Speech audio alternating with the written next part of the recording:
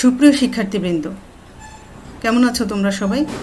আশা করছি তোমরা যে যেখানে আছো ভালো আছো, সুস্থ আছো এবং নিরাপদে আছো। জাতীয় বিশ্ববিদ্যালয়ের অনলাইন ক্লাসে তোমাদের সবাইকে স্বাগতম।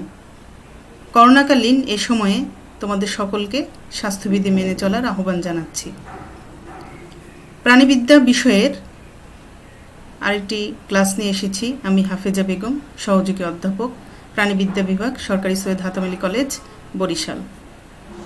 অনার্স প্রথম বর্ষের ইন্ট্রোডাকশন টু জুওলজি কোর্সের একটি বিষয় নিয়ে আমি আজকে আলোচনা করব। আমার আজকের আলোচনার বিষয় হচ্ছে কলা বা টিস্যু। চলো আমরা ক্লাসটি শুরু করি। আমরা প্রথমেই কলা বা টিস্যু বলতে কী বোঝায় সে সম্পর্কে একটু জেনে নিই। আমরা জানি যে জীবদেহ কোষ দ্বারা গঠিত, আর বহুকোষী জীবের দেহ অসংখ্য নানা প্রকৃতির কোষ নিয়ে গঠিত। যখন একই প্রকৃতির কতগুলো কোষ একই উৎস থেকে সৃষ্টি হয়ে একটি নির্দিষ্ট কাজ সম্পাদন করে, তখন সেই কোষগুচ্ছকে আমরা কলা বা টিস্যু বলে থাকি। আমরা যদি বহুকোষী জীবের দেহের দৈহিক সংগঠনটি একটু দেখি, তাহলে বিষয়টি আমাদের কাছে আরও ক্লিয়ার হয়ে যাবে। কোষ আমরা জানি জীবদের গাঠনিক একক। এই কোষ তার অর্গানেলস বা অঙ্গাণুর মাধ্যমে কাজ সম্পাদন করে থাকে। কতগুলো কোষ, একই প্রকৃতির কতগুলো কোষ যাদের উৎস এক। উৎস বুঝতে হলে আমরা গত ক্লাসে যে তোমাদের কোষ বিভেদন পড়িয়েছি সেটা এখানে মনে রাখতে হবে। সেটা হচ্ছে যে আমরা জানি যে বহুকোষী জীব একটিমাত্র কোষ জাইগোট থেকে গঠিত হয়। জাইগোটের বিভাজনের ফলে এবং বিভেদনের ফলে কোষগুলো তিনটি স্তরে বিভক্ত হয়ে পড়ে, যেগুলোকে আমরা বলি জার্মিনাল স্তর। সেগুলো হচ্ছে কি এক্টোডার্ম, এন্ডোডার্ম এবং মেসোডার্ম। এই তিনটি স্তর থেকেই মূলত বিভিন্ন ধরনের সেল টাইপ গঠিত হয় এবং সেল টাইপগুলো একটি নির্দিষ্ট কাজ করে। যখন এই নির্দিষ্ট একই প্রকৃতির যখন এই কতগুলো কোষ একত্রিত হয়ে একই উৎস থেকে সৃষ্টি হয়ে একটি নির্দিষ্ট কাজ সম্পাদন করে, তখন আমরা তাকে বলি একটি নির্দিষ্ট টাইপের টিস্যু। আমাদের দেহে, অ্যানিমেল দেহে অনেক ধরনের টিস্যু রয়েছে। বিভিন্ন ধরনের টিস্যু নিয়ে অর্গান গঠিত হয়। আমরা যদি একটি অর্গানের কথা চিন্তা করি, চোখ, তোমরা খেয়াল করো, চোখের বিভিন্ন অংশ রয়েছে, যেমন কর্নিয়া, কনজাংটিভা। এগুলি হচ্ছে এক ধরনের টিস্যু যাকে বলা হয় এপিথেলিয়াল সেল। আবার এই চোখ নির্দিষ্ট অক্ষিগুলোকে ধরে রাখার জন্য যে পেশি রয়েছে সেই পেশিকে বলা হয়, যেমন রেকটাস পেশি, অবলিক পেশি। এই পেশিগুলি হচ্ছে পেশিকলা। আবার চোখের মধ্যে যে স্নায়ু যায় সেটি হচ্ছে অপটিক স্নায়ু। অপটিক স্নায়ু আমাদের দর্শনে অনুভূতি গ্রহণ করে, তাহলে সেটি হচ্ছে স্নায়ুকলা। এভাবে একটি অর্গান অনেক ধরনের টিস্যু নিয়ে গঠিত হয়।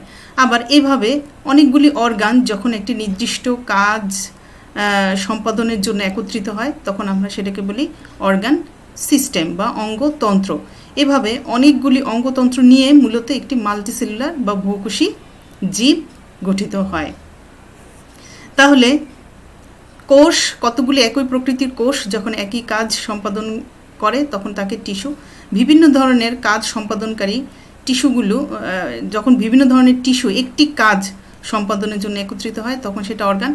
আবার কতগুলো অর্গান যখন মূলত একটি মেইন কাজ বা একটি কাজের উদ্দেশ্যেই একত্রিত হয়ে কি করে, সিস্টেম গঠন করে। এভাবে বিভিন্ন কাজের জন্য আমাদের বিভিন্ন অর্গান সিস্টেম রয়েছে। এই বিভিন্ন অর্গান সিস্টেম একত্রিত হয়ে মূলত একটি মাল্টিসেলুলার অর্গানিজম গঠিত হয়। সুতরাং টিস্যু হচ্ছে আমাদের বিভিন্ন কোষ যাদের প্রকৃতি এক, সেই ধরনের কোষগুচ্ছ নিয়েই তৈরি হয়। জীবদের বিভিন্ন ধরনের টিস্যু বিদ্যমান রয়েছে। তাহলে আমরা কলার সংজ্ঞা বা টিস্যুর সংজ্ঞা কি বলতে পারি? যে একই প্রকৃতির, একই উৎস এবং একই কার্য সম্পাদনকারী কোষগুচ্ছকে কলা বা টিস্যু বলে। আশা করছি তোমরা বুঝতে পেরেছ। তাহলে আমরা কি জানলাম যে প্রাণীদেহে বিভিন্ন ধরনের কলা বা টিস্যু রয়েছে। কলার গঠন, সংখ্যা, বৈশিষ্ট্য, মাতৃকার পরিমাণ ইত্যাদির উপর ভিত্তি করে কলা প্রধানত 4 ধরনের: আবরণী কলা বা এপিথেলিয়াল টিস্যু, যোজক কলা বা কানেকটিভ টিস্যু, পেশি কলা বা মাস্কুলার টিস্যু, স্নায়ু কলা বা নার্ভাস টিস্যু। প্রধানত এই 4 ধরনের টিস্যু জীবদেহে মাল্টিসেলুলার অর্গানিজমে দেখা যায়। আবরণী কলা বা আমরা যদি গ্রস একটি ফাংশন দেখি, যে এক কথায় যে আবরণী কলা বা এপিথেলিয়াল টিস্যু এর কাজ কি, এটা নামেই কিন্তু এর পরিচয়, এর কাজ। আবরণ সৃষ্টিকারী কলাই হচ্ছে আবরণী কলা। তাই এই এপিথেলিয়াল টিস্যু আমাদের দেহের, সমগ্র দেহের বাহিরে অথবা দেহের ভিতরে যে অর্গানগুলো রয়েছে, ভিসেরাল অর্গান আমরা বলি দেহের ভিতরের অর্গানগুলোকে, সেই ভিসেরাল অর্গানের লাইনিংয়ে এই এপিথেলিয়াল বা আবরণী কলা অবস্থান করে। যোজক কলা কি করে? যোজক মানে যুক্ত করে, কানেকটিভ টিস্যু। যেই কলা কানেক্ট করে, কাকে? বিভিন্ন অঙ্গকে কানেক্ট করে বা যুক্ত করে একটি কাঠামো দান করে এবং কি করে? একটি অবলম্বন দান করে। এটি মূলত যোজক কলার মূল কাজ। তাহলে কি হলো? সাপোর্ট অ্যান্ড প্রোটেকশন, কানেকশনের মাধ্যমে সাপোর্ট অ্যান্ড প্রোটেকশন করাই হচ্ছে যোজক কলার মূল কাজ। পেশি কলার কাজ কি? মাসল সেলের কাজ হচ্ছে সংকোচন প্রসারণের মাধ্যমে চলন, নরণ বা সঞ্চালনে সাহায্য করা। স্নায়ু কলা বা নার্ভাস টিস্যু এর কাজ কি? এর কাজ হচ্ছে পরিবেশ থেকে অথবা দেহের অভ্যন্তরের যে কোনো উদ্দীপনা গ্রহণ করা এবং সেই উদ্দীপনার প্রতি উপযুক্ত সাড়া প্রদান করাই হচ্ছে এই স্নায়ু কলার প্রধান কাজ। তাহলে আমরা কি জানলাম? যে আমাদের জীবদেহে 4 ধরনের কলা রয়েছে: আবরণী কলা, যোজক কলা, পেশি কলা এবং স্নায়ু কলা। এখন আমরা আবরণী কলা বা এপিথেলিয়াল টিস্যু সম্পর্কে জানব। আমরা দেখি যে আবরণী কলার কি বৈশিষ্ট্য রয়েছে। এটি হচ্ছে একটি আবরণী কলার কোষের চিত্র। এর কোষগুলো দেখো ঘন সন্নিবিষ্ট অবস্থায় থাকে। এটা একটা ইম্পর্টেন্ট বৈশিষ্ট্য আবরণী কলার, যে এপিথেলিয়াল টিস্যুর কোষগুলো ঘন সন্নিবিষ্ট থাকবে, অর্থাৎ একটার সাথে আরেকটি খুব ক্লোজলি অ্যাটাচড থাকে এবং এই 2 কোষের মাঝে এদের অন্তঃকোষীয় পদার্থ খুবই কম থাকে বা নাই বললেই চলে। এবং প্রত্যেকটি কোষের মধ্যে দেখো একটি বড় নিউক্লিয়াস রয়েছে। এই আবরণী কলার সেলগুলোর উৎপত্তি কোথায়? এগুলো সকল ভ্রূণ স্তর থেকে উৎপত্তি হয়, অর্থাৎ জাইগোট থেকে বিভাজনের ফলে যে প্রাক ভ্রূণীয় যে 3টি স্তর তৈরি হয়, এক্টোডার্ম, এন্ডোডার্ম, মেসোডার্ম, এই 3টি স্তর থেকেই এই আবরণী কলার কোষগুলো উৎপত্তি লাভ করে। এটা আরেকটি ইম্পর্টেন্ট বৈশিষ্ট্য আবরণী কলার, যে টিস্যু থাকে, সেল থাকে, সে সেলে কোনো রক্তবাহিকা ও স্নায়ু নেই। কোনো রক্তবাহিকা বা রক্ত জালক বা রক্ত সাপ্লাই এর মধ্যে থাকে না। এখন প্রশ্ন হলো, তাহলে এই কোষগুলো কিভাবে বেঁচে থাকে? এই কোষগুলো মূলত একটি ভিত্তি পর্দার উপর সজ্জিত থাকে এবং এই ভিত্তি পর্দার ভিতরে অথবা এর ঠিক নিচের স্তরে যে ব্লাড ভেসেল থাকে। বেসমেন্ট মেমব্রেন বা ভিত্তি পর্দার উপরে এই কোষগুলো, এপিথেলিয়াল সেলগুলো সাজানো থাকে এবং এর ঠিক নিচেই এই ব্লাড ভেসেল বা ব্লাড ক্যাপিলারি থাকে। এই ব্লাড ক্যাপিলারি থেকেই আবরণী কলার কোষগুলো তার পুষ্টি পেয়ে থাকে। কিভাবে? এখানে অভিস্রবণ, ব্যাপন বা সক্রিয় পরিবহন ইত্যাদি বিভিন্ন প্রক্রিয়ায় পুষ্টি উপাদানগুলো কোষের মধ্যে যাতায়াত করে।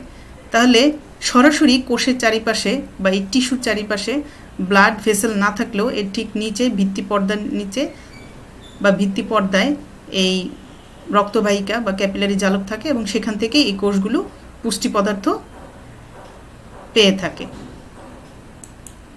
তাহলে আবরণী কলা বৈশিষ্ট্য আমরা জানলাম। এখন দেখি যে আবরণী কলার প্রকারভেদ। আবরণী কলা মূলত 2 ধরনের। একটি হচ্ছে সরল আবরণী কলা বা সিম্পল এপিথেলিয়াল টিস্যু, আরেকটি হচ্ছে কি স্তরীভূত আবরণী কলা বা স্ট্র্যাটিফাইড এপিথেলিয়াল টিস্যু। সরল আবরণী কলা, খেয়াল করো সরল আবরণী কলা হচ্ছে এক স্তরে বিন্যস্ত থাকে, অর্থাৎ এগুলো স্তরে স্তরে সজ্জিত থাকে না। যেগুলো একটি স্তরে সজ্জিত থাকে আবরণী কলার কোষগুলো, সেই কলাকে আমরা বলি সরল আবরণী কলা বা সিম্পল এপিথেলিয়াল সেল। আর যখন এই আবরণী কলার কোষগুলো স্তরীভূত থাকে তখন আমরা এটাকে বলি, মানে বিভিন্ন স্তরে সজ্জিত থাকে একের অধিক লেয়ারে, তখন আমরা এটাকে বলি স্তরীভূত আবরণী কলা। নামেই কিন্তু এর বৈশিষ্ট্যটা প্রকাশ পাচ্ছে, এবং ইংরেজিতে বলা হয় স্ট্র্যাটিফাইড এপিথেলিয়াল টিস্যু। এখন যেই আবরণী কলা এক স্তরী অর্থাৎ একটি স্তরে সজ্জিত থাকে, সেই সরল আবরণী কলাগুলো 3 ধরনের হতে পারে কোষগুলো। সেগুলো কি? আয়সাকার বা স্কোয়ামাস, ঘনতলীয় বা কিউবয়েডাল, স্তম্ভাকার বা কলামনার। এখন দেখো যে 3 ধরনের সেল, এপিথেলিয়াল সেল রয়েছে সিম্পল এপিথেলিয়াল টিস্যুতে। আয়সাকার নাম শুনলেই বোঝা যাচ্ছে যে আসলে এর কোষগুলো হচ্ছে আইসের মতো, এটি বহুভুজাকার। এই কোষগুলো একটু খেয়াল করো, এটি হচ্ছে এক স্তর বিশিষ্ট সিম্পল এপিথেলিয়াল সেল, এবং এটা হচ্ছে আয়সাকার বা স্কোয়ামাস এপিথেলিয়াল সেল। সেগুলো কীরকম? এগুলো হলো আইসের মতো দেখতে, ফ্ল্যাটেন্ড বা চ্যাপ্টা, বহুভুজাকার, এবং প্রত্যেকটি কোষের মধ্যে কি থাকে? নিউক্লিয়াস অবস্থান করছে। এগুলোর অবস্থান কোথায়? এই ধরনের, এটা হচ্ছে রক্তজালক এবং ফুসফুসের প্রাচীরে। আমরা জানি যে ক্যাপিলারি জালক, রক্তনালী যখন ব্রাঞ্চিং হতে হতে কোষের বা টিস্যুর চারিপাশে পাতলা নালীর সৃষ্টি করে, একটা জালকের সৃষ্টি করে, সেটাকে আমরা বলি ক্যাপিলারি জালক বা রক্তজালক। সেই রক্তজালকের লাইনিংয়ে এক স্তর বিশিষ্ট এই এপিথেলিয়াল বা আয়সাকার এপিথেলিয়াল টিস্যু থাকে। এবং ফুসফুসের প্রাচীরেও, যেখানে আমাদের অক্সিজেন এবং কার্বন ডাইঅক্সাইডের বিনিময় হয়, তো বিনিময়যোগ্য স্থানে সাধারণত এই ধরনের আয়সাকার এপিথেলিয়াল সেল পাওয়া যায়। এর কাজ হচ্ছে কি? তরল এবং গ্যাসীয় পদার্থের চলাচলে সাহায্য করা। তাহলে রক্তজালকের মধ্য থেকে, রক্তের মধ্য থেকে বিভিন্ন ধরনের নিউট্রিয়েন্টসগুলো এই সেল ভেদ করে বিভিন্ন কোষের মধ্যে প্রবেশ করে। আবার ফুসফুসের প্রাচীরে থেকে এটি ফুসফুসের মধ্যে গ্যাসীয় পদার্থ মানে অক্সিজেন এবং কার্বন ডাইঅক্সাইডের পদার্থের চলাচলে সাহায্য করে থাকে। ঘনতলীয় বা কিউবয়েডাল, ঘনতল, এটা ঘনতল বললেই আমরা বুঝতেছি যাদের দৈর্ঘ্য, প্রস্থ এবং উচ্চতা সমান থাকে তাকে আমরা ঘনতল বলি। তাহলে এই সরল আবরণী কলা বা সিম্পল এপিথেলিয়াল টিস্যুর যে প্রকারভেদ আছে, ঘনতলীয় বা কিউবয়েডাল, এই যে আবরণী কলা তার সেলগুলো দেখতে কেমন? এর সেলগুলো হচ্ছে কিউব আকৃতির, অর্থাৎ এদের দৈর্ঘ্য, প্রস্থ, উচ্চতা সমান থাকে এবং কেন্দ্রে একটি বড় নিউক্লিয়াস থাকে। এগুলোকে বলা হয় কিউবয়েডাল এপিথেলিয়াল সেল। এগুলো কোথায় কোথায় থাকে? এগুলো হলো বৃক্কীয় নালিকা। বৃক্কীয় নালিকা বলতে আমরা বুঝি বৃক্কের মধ্যে যে নালিকাময় অংশ, যেমন proximal convoluted tubule, distal convoluted বা কালেক্টিং টিউবিউল, এই সমস্ত বৃক্কীয় নালিকাতে, এবং ক্ষরণকারী গ্রন্থি, যেই গ্রন্থিগুলো ক্ষরণ করে, যেমন অগ্নাশয়, লালা গ্রন্থি ইত্যাদি নালিকার অন্তঃপ্রাচীরে এরা অবস্থান করে। এই অন্তঃপ্রাচীরে থেকে এরা কি করে? ক্ষরণ, শোষণ, সঞ্চয় এবং সুরক্ষার কাজ করে। এগুলো ডিম্বাশয়ের প্রাচীরেও এই কিউবয়েডাল এপিথেলিয়াল সেলগুলো বা কিউবয়েডাল এপিথেলিয়াল টিস্যু পাওয়া যায়।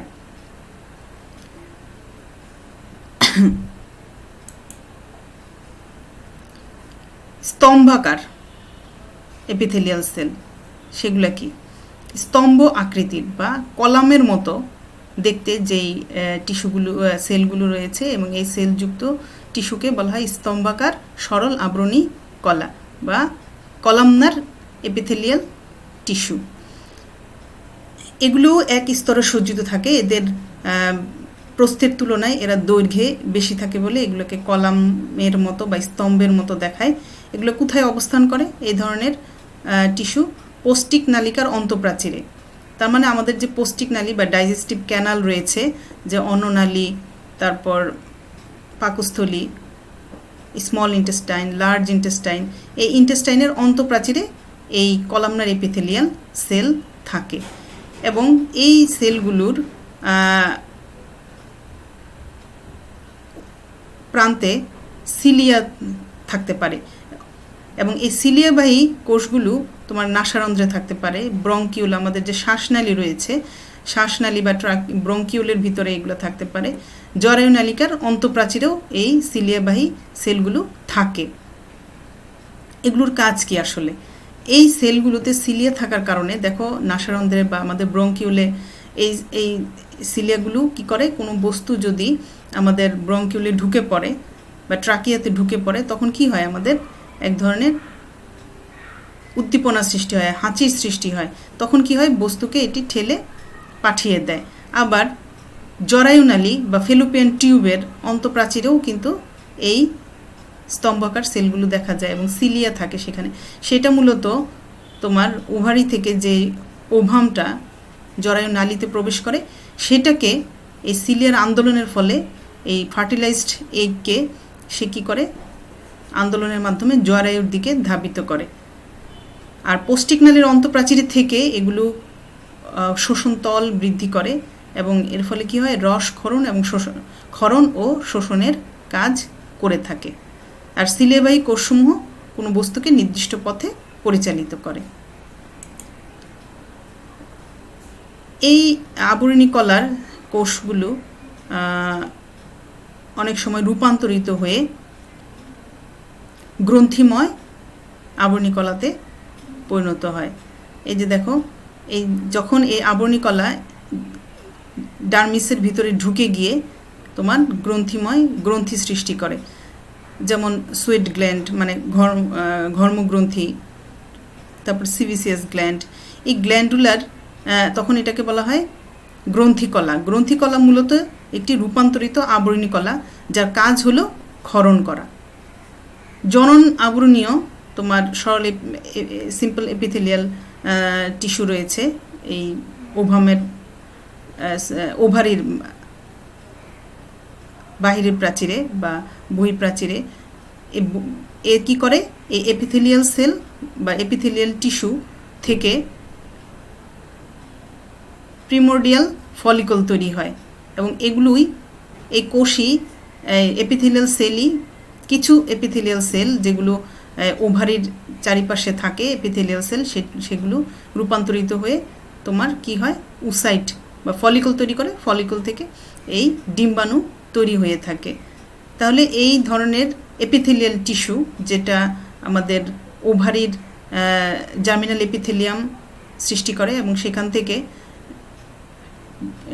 জনন কোষ তৈরি করে, এটাকে বলা হয় জনন কলা। তাহলে এই জনন কলা বা গ্রন্থি কলা এগুলো মূলত রূপান্তরিত আবরণী কলা।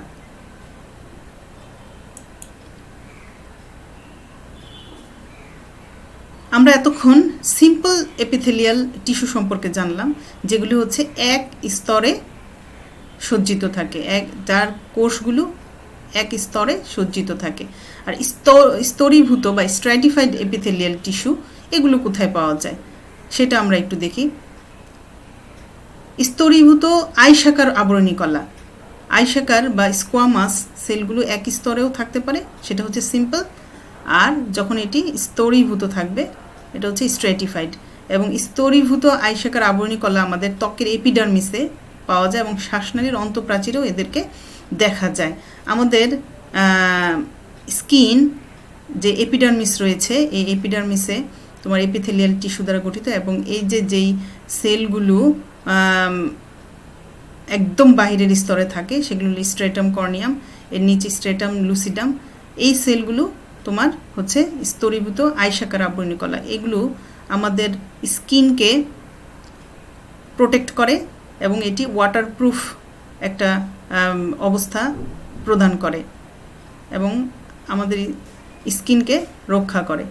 অভ্যন্তরীণ কলাকে এই স্তরীভূত আয়সাকার আবরণী কলা প্রোটেক্ট করে থাকে। স্তরীভূত ঘনতলীয় আবরণী কলা, তার মানে যে সকল কিউবয়েডাল সেল আমরা দেখেছি যে সিম্পলের এক স্তরী হয়, আর স্ট্রেটিফাইড কিউবয়েডাল সেল রয়েছে দুটি স্তরে সজ্জিত থাকে। এগুলো সাধারণত লালাগ্রন্থি এবং ঘর্মগ্রন্থিতে ধর্মগ্রন্থির ইন্টারনাল লাইনিংয়ে পাওয়া যায় এবং এগুলোর কাজ হচ্ছে কি করা, ক্ষরণ করা। এখন আমরা দেখি যে আবরণী কলার কাজ কি। এতক্ষণ আমরা কি দেখলাম, আসলে আবরণী কলা যদি সিম্পলভাবে বলি যে আবরণী কলা মূলত আমাদের দেহের বাহিরের, যেমন আমাদের স্কিন, দেহের বাহিরের আবরণ তৈরি করে, আবার দেহের ভিতরের যে অঙ্গ প্রত্যঙ্গ রয়েছে বা ভিসেরাল অর্গান, ইন্টারনাল অর্গান, সেগুলোর লাইনিংয়েও, সেগুলোর বাহ্যিক এবং ভিতরের লাইনিংও তোমার এই আবরণী কলা অবস্থান করে। তো এই আবরণী কলার কাজ কি, এটি অভ্যন্তরীণ কলাকে বাহিরের আঘাত এবং প্রতিকূলতা হতে রক্ষা করে। এটি কোনো অঙ্গের বা দেহের ভিতরের ও বাহিরের পৃষ্ঠের আচ্ছাদন সৃষ্টির মাধ্যমে কি করতেছে, পরজীবী বা অণুজীব প্রবেশে বাধা সৃষ্টি করে। আমাদের স্কিন আমাদের একটা বড় বাধা যে কোনো পরজীবী বা অণুজীব প্রবেশের জন্য, কিন্তু স্কিন যদি পুড়ে যায় বা কেটে যায় তাহলে কি হয়, সেই ব্যারিয়ারটা ওপেন হয়ে যায়, ফলে সেই জায়গা দিয়ে বিভিন্ন ধরনের অবাঞ্ছিত পদার্থ, পরজীবী, অণুজীব দেহের মধ্যে প্রবেশ করতে পারে।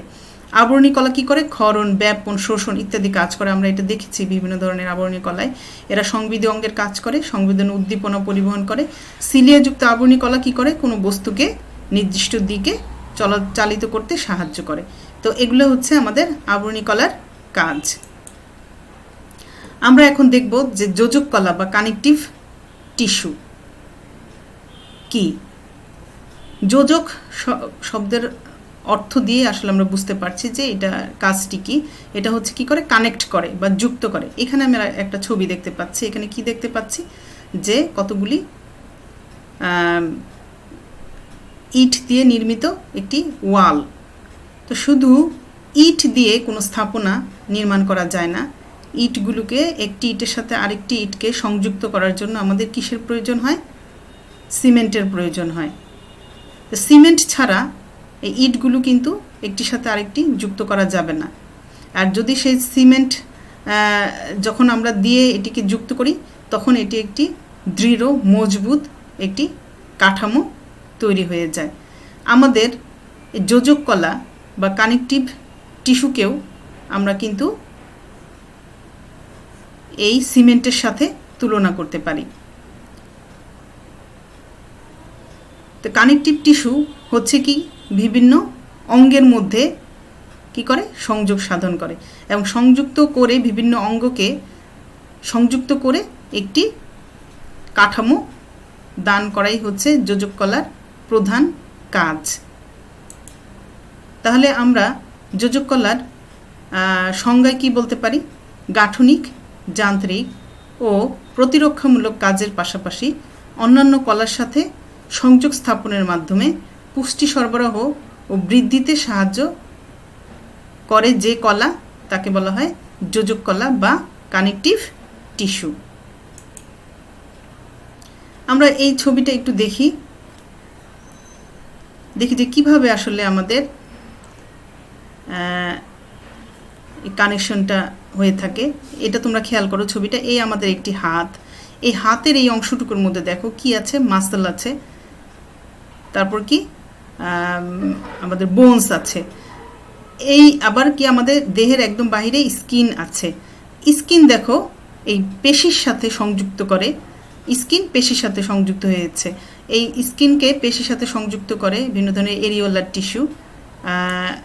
এই যে দেখো areolar tissue, loose connective tissue, আবার এডিপোস টিস্যু। এডিপোস টিস্যু আর এরিওলার টিস্যু মিলে এগুলো স্কিনকে মাসলের সাথে যুক্ত করে রাখছে। আবার মাসলের শেষ প্রান্তকে আমরা কি বলি, টেন্ডন।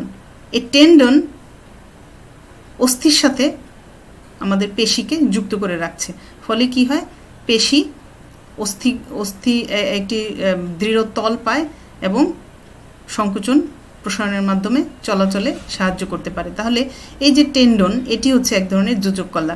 আবার একটি অস্থি আরেকটি অস্থির সাথে লিগামেন্ট দ্বারা যুক্ত থাকে। এই লিগামেন্ট হচ্ছে এক ধরনের যোজক কলা। আবার অস্থি কী করছে, পেশিকে একটি সাপোর্ট দিচ্ছে, ফলে কি হচ্ছে যে এজন্য অস্থি কিন্তু নিজেও একটি যোজক কলা। আবার আমাদের ব্লাড ভেসেলের মধ্য দিয়ে রক্ত প্রবাহিত হয়। এই রক্ত কী করছে, একটি অঙ্গ থেকে খাবার নিয়ে, যেমন আমাদের পরিপাকতন্ত্রের যে ডাইজেশনের ফলে যে গ্লুকোজ সৃষ্টি হয়, সেই কোষ থেকে সে গ্লুকোজ নিয়ে অন্যান্য কোষের মধ্যে পরিবাহিত করছে। তাই সুতরাং একাধিক কোষের মধ্যে সে কী করছে, যোগাযোগ রক্ষা করছে। ফুসফুস থেকে অক্সিজেন নিয়ে আমাদের বিভিন্ন কোষের মধ্যে পৌঁছে দিচ্ছে। তো এভাবে রক্ত হচ্ছে এক ধরনের যোজক কলা। তাহলে এইভাবে যেই টিস্যু বিভিন্ন অঙ্গের মধ্যে যোগাযোগ রক্ষা করছে, সেই কলাই হচ্ছে যোজক কলা।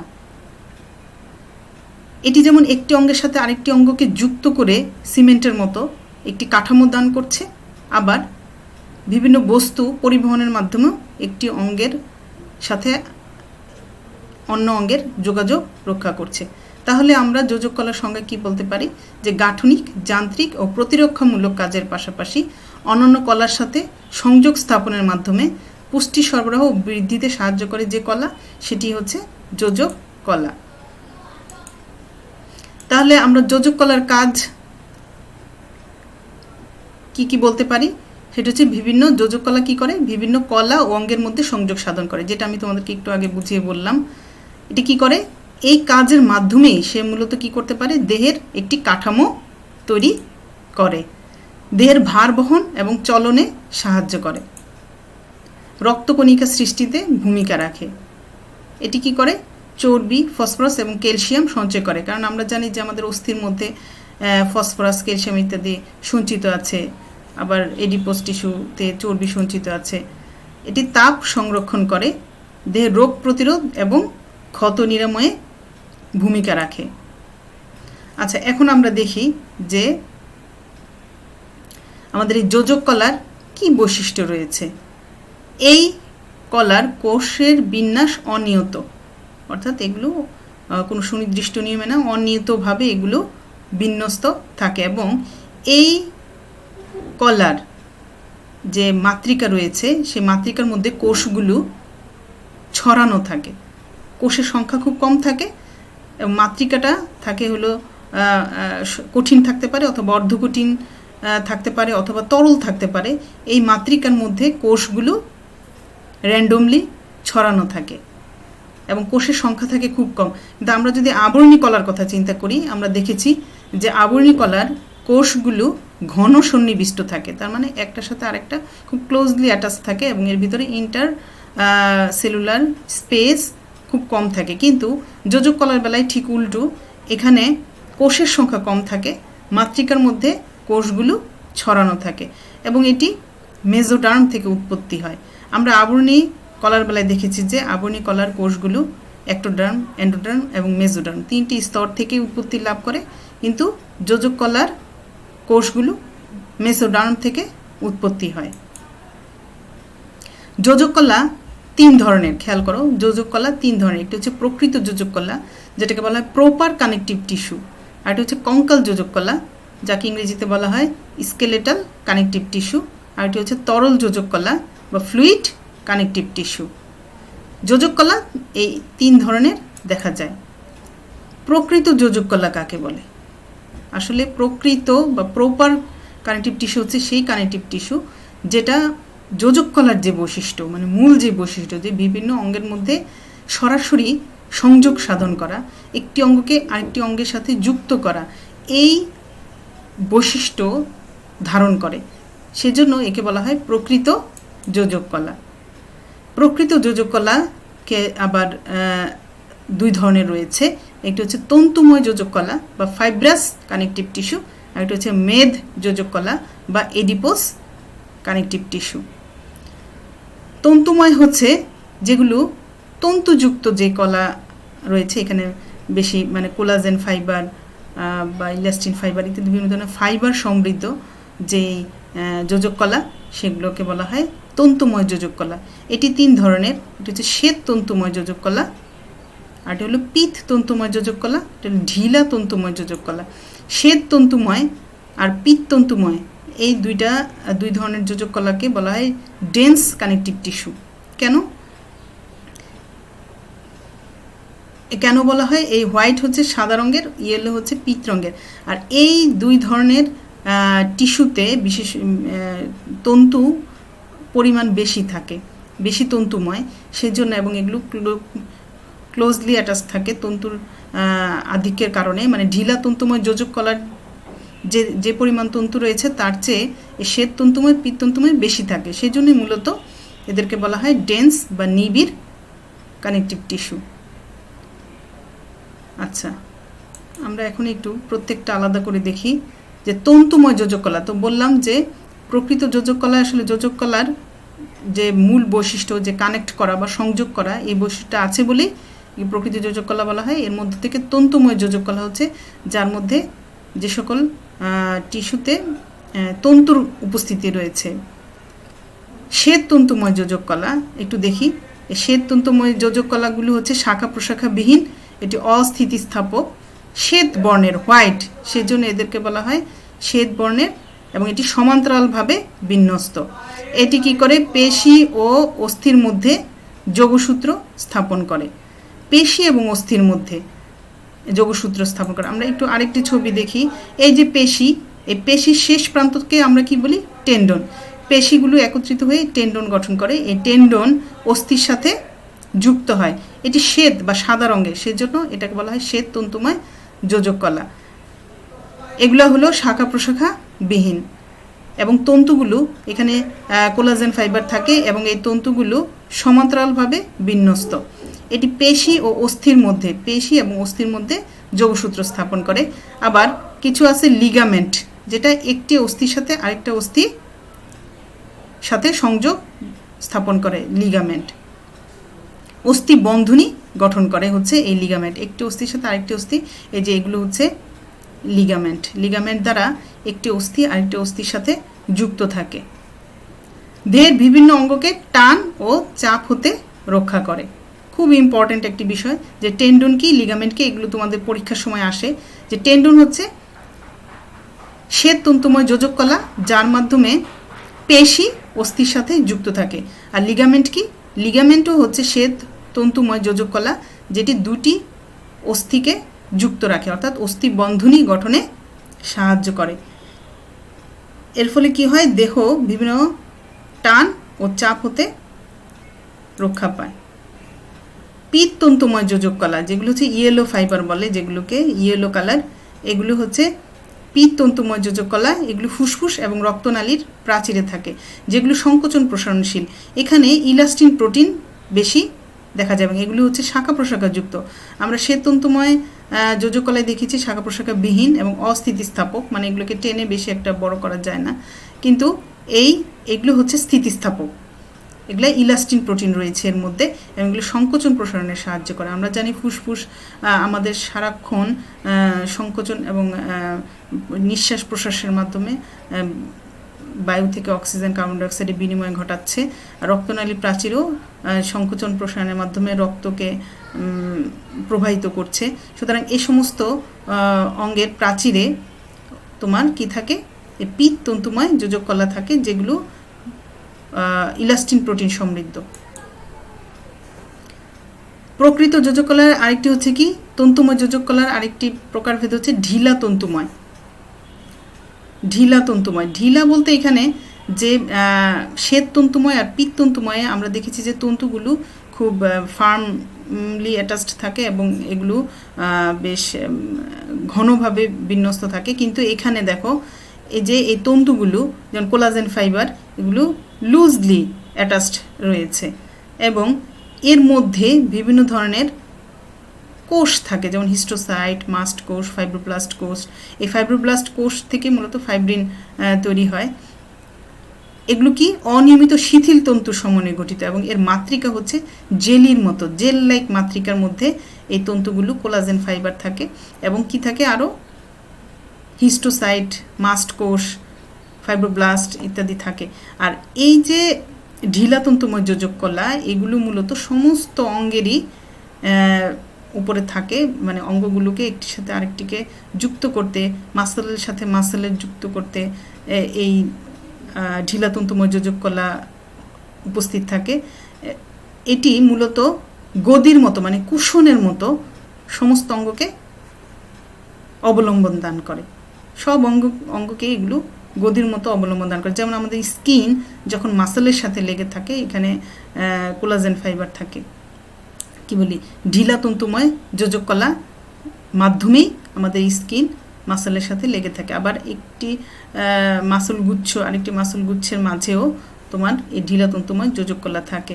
এগুলো কি করে, ক্ষতস্থান নিরাময়ে সাহায্য করে। ফাইব্রিন প্রোটিন রয়েছে, সেই জন্য মূলত এগুলো ক্ষতস্থান নিরাময় করে। হিস্টোসাইট জীবাণু ধ্বংস করে। আবার যে মাস্ট কোষ থাকে, এখানে দেখো এখানে মাস্ট সেল রয়েছে, মাস্ট সেল, এই মাস্ট সেল কি করে, হেপারিন তৈরি করে। এই হেপারিনের জন্যই কিন্তু আমাদের দেহের ভিতরে আমাদের রক্ত তঞ্চন হয় না বা রক্ত জমাট বাঁধে না।